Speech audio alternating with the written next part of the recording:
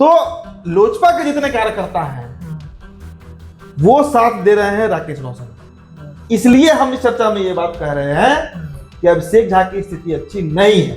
देखिए, देवेश चंद्र ठाकुर के खिलाफ भी वहां पर कई लोग काम कर रहे हैं पर्दे के पीछे से। वैसे लोग जो 2024 के लोकसभा चुनाव में देवेश चंद्र ठाकुर से नाराज हुए, बिल्कुल, वो भी एक लॉबी है वहां पर। मैं डंके की चोट पे इस बात को कह रहा हूं पत्रकार होने के नाते। मतलब पूरा बट गया है एनडीए, पूरी तरह बटा हुआ है। एक पार्टी तो विरोध में काम कर रहा है, हम तो खोल कर बोल रहे हैं।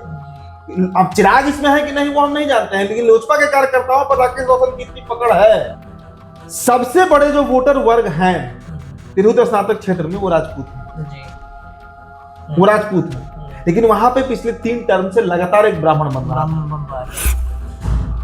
डॉक्टर विनायक गौतम की जाति से आते हैं, भूमिहार है, बिल्कुल। तो उनको लेकर एक भूमिहारों का सेंटिमेंट अब जाग गया है वहां पर। खेल समझिएगा कि विनायक गौतम के आने से कैसे जदयू को और नुकसान होने जा रहा है। गोपी किशन दरअसल लड़ तो रहे हैं, लेकिन ना उनके साथ कांग्रेस है, ना उनके साथ माले हैं, और तेजस्वी का भी उधर कोई ध्यान नहीं, इंटरेस्ट। नमस्कार दर्शकों, एक बार फिर से आप सभी का स्वागत है हमारे चैनल में। बिहार के 4 सीटों पर उपचुनाव समाप्त हो गए हैं। अब से 4 दिनों के बाद यानी 23 नवंबर को इन 4 सीटों का रिजल्ट आएगा। ये 2025 का सेमीफाइनल कहा जा रहा है। इसके बाद ही 2025 विधानसभा चुनाव की रणनीतियां तय करेंगी। बाकी जो बिहार की गठबंधन है, चाहे महागठबंधन हो, एनडीए हो, एनडीए के घटक दल भी अपनी पार्टी को मजबूत करने के लिए 2025 चुनाव से ठीक पहले हुए उपचुनाव की गणना करके करने वाले हैं। बिहार के 4 सीटों पर चुनाव तो समाप्त हो गए, लेकिन एक ऐसी सीट जिस सीट को लेकर के चर्चा अब धीरे धीरे गहराती चली जा रही है। हम बात कर रहे हैं बिहार में एक और उपचुनाव हो रहा है, वो है तिरहुत स्नातक क्षेत्र की। यहाँ पर उपचुनाव हो रहे हैं। देवेश चंद्र ठाकुर का ये क्षेत्र रहा है, पिछले 3 टर्म से वो जीतते आ रहे हैं। एक बार निर्दलीय जीते हैं और 2 बार मुझे लगता है जनता दल यूनाइटेड के टिकट से वो लड़े हैं। तो देवेश चंद्र के सीट के खाली होने के बाद यहाँ पर जनता दल यूनाइटेड अपनी किस्मत आजमा रही है। तिरहुत स्नातक क्षेत्र में आरजेडी भी अपना दमखम दिखा रही है। इधर निर्दलीय प्रत्याशी की भी चर्चाएं तेज हो गई हैं। राकेश रोशन जो एलजेपी छोड़कर आए हैं, उनकी भी चर्चाएं तेज हो गई हैं। क्या होने वाला है, इस पर विशेष चर्चा करने के लिए हमारे साथ हमारे सहयोगी उदित आर्यन जी जुड़ गए हैं। उदित जी, तिरहुत स्नातक क्षेत्र ये भी सीट बेहद महत्वपूर्ण है। यहाँ पर अब समझिए तो जनसुराज भी अपना कैंडिडेट उतार चुका है। क्या होने वाला है इस सीट पर? देखिए, ये चुनाव इसलिए महत्वपूर्ण हो जाता है क्योंकि कई लोगों का साख दाव पर लगा हुआ है। बिल्कुल बिल्कुल। आप अगर तिरहुत स्नातक निर्वाचन क्षेत्र को देखिए तो सिर्फ इस पूरे इलाके में, चाहे शिवहर है, सीतामढ़ी है, वैशाली है, ये जो पूरा इलाका है, 28 विधानसभा सीट इसके अंदर आता है। 28 विधानसभा सीट के ऊपर एक सीट है एमएलसी का, तिरहुत स्नातक निर्वाचन क्षेत्र। बिल्कुल बिल्कुल। एक नाम आप मिस कर दिए, हम उसको ऐड कर दिए हैं जी, डॉक्टर विनायक गौतम। 3 दिन पहले जनसुराज की तरफ से, मतलब जनसुराज के समर्थन से वो चुनाव लड़ रहे हैं। वो पहले भी थे, निर्दलीय थे, लेकिन निर्दलीय थे, अब तो अडॉप्ट कर लिया गया और उनको समर्थन दे दिया गया प्रशांत किशोर। बिल्कुल। और प्रशांत किशोर का कोई पकड़ नहीं है। कम से कम छपरा में उन्होंने दिखा दिया था, सारण का जो हुआ था उसमें उन्होंने दिखा दिया था कि एमएलसी का चुनाव कैसे लड़ा और जीता जाता है। जी बिल्कुल। राकेश रोशन की आप चर्चा कर रहे हैं जी। अभिषेक झा है जदयू की तरफ से। जी बिल्कुल। देखिए, अगर पूरा एनडीए लॉबी, देखिए इस चर्चा में कई बातें आएंगी। सबसे पहले ये समझिए कि अगर पूरा एनडीए लॉबी एक साथ आकर अभिषेक झा का समर्थन करता है तब तो ये लड़ाई अभिषेक झा जीत जाएगी। लेकिन मैं पूरे एनडीए लॉबी की बात कर रहा हूं और पूरा एनडीए एक साथ नहीं है, इस वक्त नहीं है। अब इसको इस तरीके से समझिए। एक तस्वीर हम दिखाना चाहेंगे अपने दर्शकों को। नामांकन जिस दिन हुआ उस दिन आप तस्वीर देखिए जी। पूरे बीजेपी की तरफ से कौन पहुंचा है? सिर्फ एक नेता, सम्राट चौधरी। सिर्फ वो एक सिंबॉलिक दिखाना था बीजेपी को कि हम भी हैं जदयू के साथ, हम भी हैं जदयू के साथ। नहीं है, कहां दिख रहा है मंच पे? जदयू को तो सभी लोग पहुंच गए, वहां पर संजय झा से लेकर सब लोग पहुंच गया। कहां है भाजपा के नेता? उसके बाद आप समझिए एक और फैक्टर, जब हम इंडिया की बात कर रहे हैं तो हम चिराग पासवान को छोड़ नहीं सकते। बिल्कुल। खबर है और पक्की खबर है कि राकेश रोशन को लोजपा के तमाम कार्यकर्ता उस क्षेत्र में मदद कर रहे हैं। अच्छा, मतलब लोजपा के सभी मदद कर रहे हैं? जितने कार्यकर्ता हैं उस इलाके में, जदयू को छोड़ दिया उन्होंने। जदयू का विरोध में ये लोग काम कर रहे हैं। क्यों, मतलब अभिषेक झा पर भरोसा नहीं है? देखिए, अभिषेक झा का मसला नहीं है, राकेश रोशन के बारे में आप पहले जान लीजिए जी। बृजनाथी सिंह के लड़के हैं, उनके बारे में उस इलाके में क्या बोला जाता है आप जाकर वहां पता कीजिए। बिल्कुल। दबंग बाहुबली क्षेत्र के और बीहड़ नेता रहे हैं। राकेश रोशन वो शख्स हैं जो राघोपुर से तेजस्वी के खिलाफ चुनाव लड़कर 25,000 वोट लाए थे। अच्छा। भावी सीएम के खिलाफ चुनाव लड़के वो लाए थे, भावी सीएम थे ना 2020 में। बिल्कुल। चिराग के सबसे तेज धावक घोड़ों में इनका नाम शामिल रहा है। होता है ना कि सबसे कॉम्पिटेंट आदमी, उसमें राकेश रोशन का छवि रहा है। तो राकेश रोशन और पार्टी के उपाध्यक्ष रहे हैं। उपाध्यक्ष का पद बहुत बड़ा होता है, अध्यक्ष के बाद उपाध्यक्ष का ही पद होता है। तो लोजपा के जितने कार्यकर्ता हैं वो साथ दे रहे हैं राकेश रोशन का। इसलिए हम इस चर्चा में ये बात कह रहे हैं कि अभिषेक झा की स्थिति अच्छी नहीं है। तो लेकिन ये सिर्फ तो देवेश चंद्र ठाकुर के लिए भी तो मतलब साबित करना होगा। हाँ, देखिए देवेश चंद्र ठाकुर के खिलाफ भी वहां पर कई लोग काम कर रहे हैं पर्दे के पीछे से। वैसे लोग जो 2024 के लोकसभा चुनाव में देवेश चंद्र ठाकुर से नाराज हुए, बिल्कुल, वो भी एक लॉबी है वहां पर। बिल्कुल, इसमें सच्चाई जो इनको जमीन पर लाने के लिए इस बार काम कर रहा है कि देवेश चंद्र ठाकुर जो उड़ रहे हैं बहुत ज्यादा, उनको बैलेंस करना है, उनको बैलेंस करना है। इसलिए जदयू का भी एक खेमा है और इसकी खबर उड़ते उड़ते हम तक आती है। वहां के स्थानीय लोगों से बातचीत होती है तो समझ में आता है ये बात कि वहां पे ये खेल भी चल रहा है।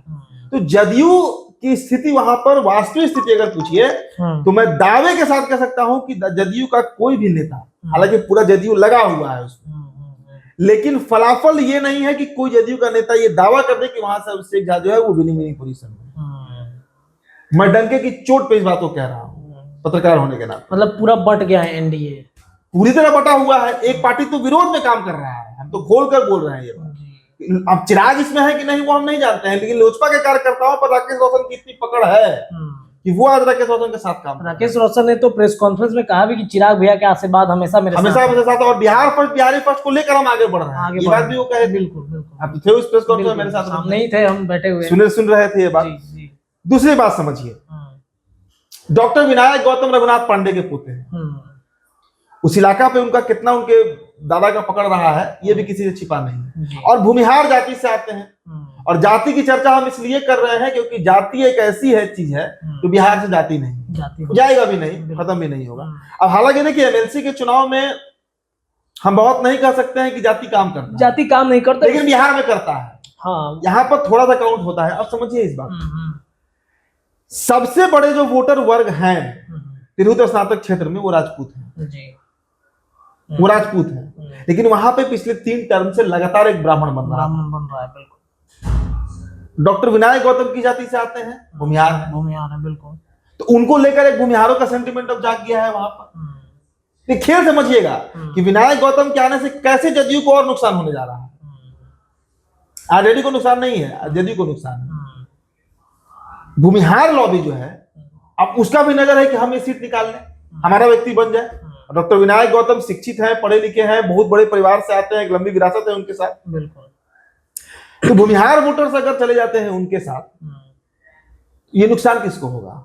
ये सीधा नुकसान डायरेक्टली प्रोपोर्शनल है ये जदयू के लॉस का। बिल्कुल एकदम सीधा अनुपात है, कहीं कोई इबट नहीं है। पिछले जो एमएलसी का चुनाव हुआ था रत्नेश, उसमें मात्र 80,000 वोटर थे।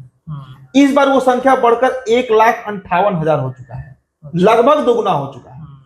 और राकेश रोशन जो उतरे हैं मैदान में, राकेश रोशन जो मैदान में उतरे हैं, जिस दिन उतरे उसी दिन उन्होंने दावा कर दिया कि हमारे साथ 28,000 वोटर तो आज ऑन पेपर है। अच्छा, तो बहुत बड़ा वोट बैंक उनके साथ है, उन जीते भी हैं, पिछली बार वोट भी लाए थे वो लोजपा से लड़के। वही तो बोल रहे हैं कि राघोपुर से तो उस एरिया में पकड़ भी है और इंजीनियर भी है, कई सालों से मेहनत कर रहे हैं उस इलाके में।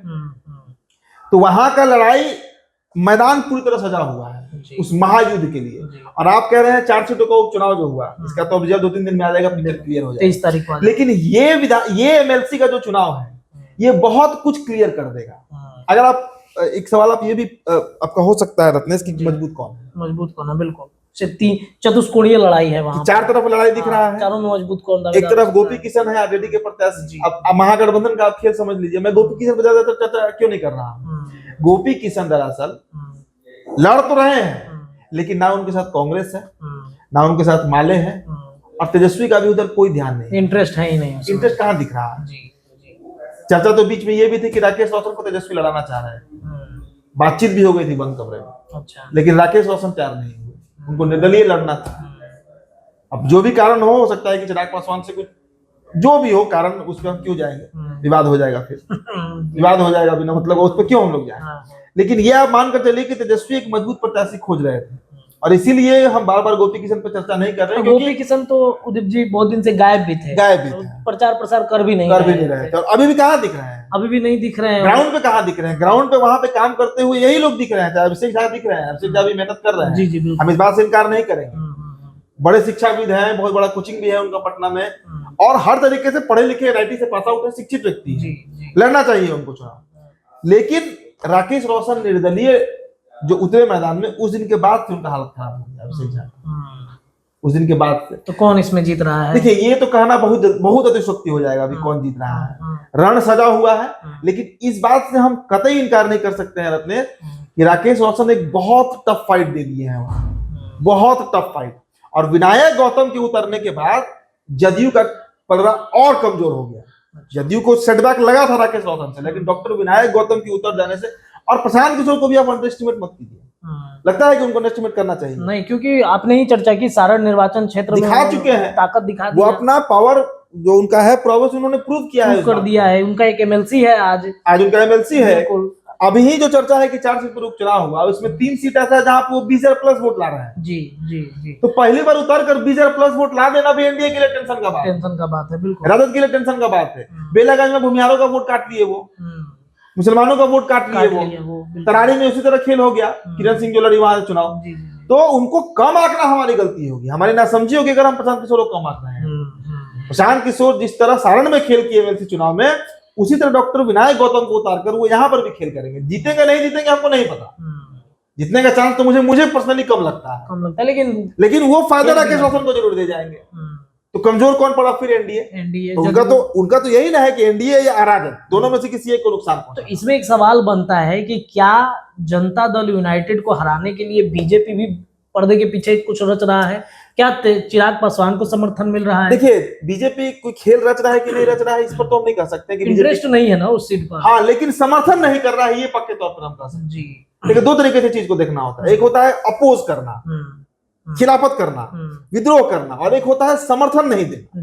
दोनों में थोड़ा अंतर है। मामला एक ही है, रास्ता एक ही तरफ बढ़ रहा है दोनों का, लेकिन दोनों में थोड़ा सा अंतर है। तो बीजेपी समर्थन नहीं दे रही, लोजपा के तो कार्यकर्ता खुलेआम वहां पर राकेश रोशन के साथ है, और इसीलिए राकेश रोशन का खूब धुआंधार तरीके से काम हो रहा है। उनके संग के जो लोग हैं, कुछ ऐसे लोगों से हमारी बात हुई, कह रहे हैं कि भैया हम ग्राउंड पर हैं, हम घूम घूम कर डोर टू डोर बनवा रहे हैं वोटर अपने, बहुत बड़ा टीम काम कर रहा है।